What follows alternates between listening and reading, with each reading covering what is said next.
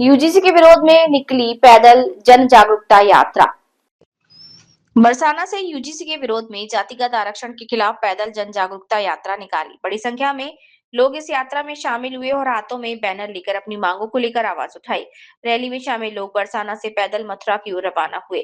बताया जा रहा है कि मथुरा पहुंचकर जिलाधिकारी महोदय को ज्ञापन सौंपा जाएगा और अपनी मांगों से प्रशासन को अवगत कराया जाएगा।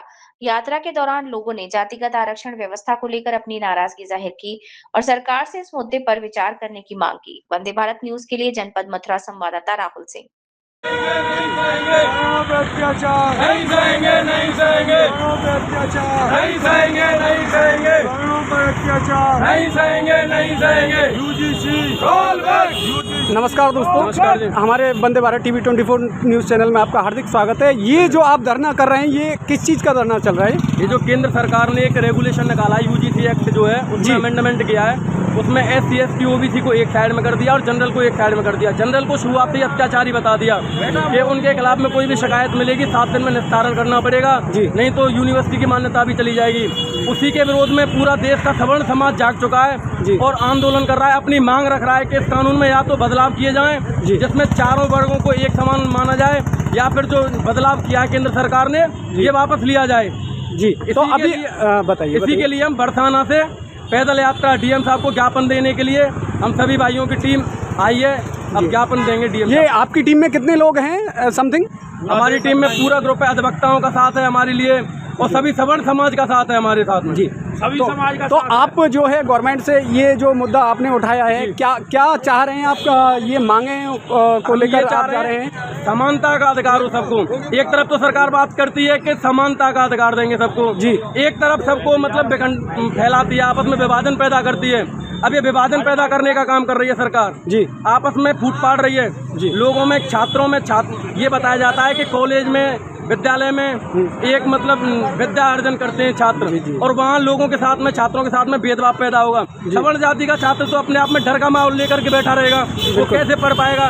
उसके खिलाफ में झूठी शिकायतें अगर पहुँच जाएंगी तो उन पर भी एक्शन लिया जाएगा। बिल्कुल।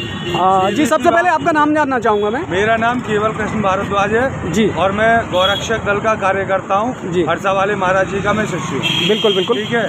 आप क्या कहना चाहेंगे? मैं सिर्फ इतना कहना चाहूँगा कि जिस समय 2014 में भाजपा सरकार ने जो वायदा किए थे कि हम समान नागरिकता संहिता लगाएंगे, समान नागरिक कानून लेके आएंगे, आज केंद्र सरकार में बैठे हमारे मोदी जी, अमित शाह जी उन वादों को भूल गए और हमारे समाज को पहले वर्ण से जात में बांटा, जात से अब जातियों में बांट दिया, 36 बिरादरी बना दी है और अब कानून को लेके ये उस तरीके से बांट रहे हैं कि जिससे जो मतलब हमारे दलित भाई हैं और हमारे जो श्रमण भाई हैं इनमें आपस में मनमुटाव रहे।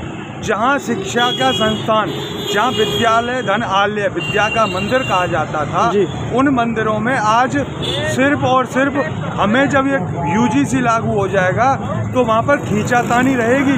जहाँ जिस विद्यालय में ये कहा जाता था कि हम सब एक हैं, आवाज़ दो, हम एक हैं, आज विद्यालयों में भी विखंडन होते हुए आज स्टूडेंट और युवा नज़र आ रहे हैं। तो मेरा सिर्फ और सिर्फ केंद्र सरकार से हम सबका यही कहना है, स्वर्ण समाज हो चाहे दलित समाज हो, कि समाज को ऐसे कानूनों में और जातियों में ना बांटे।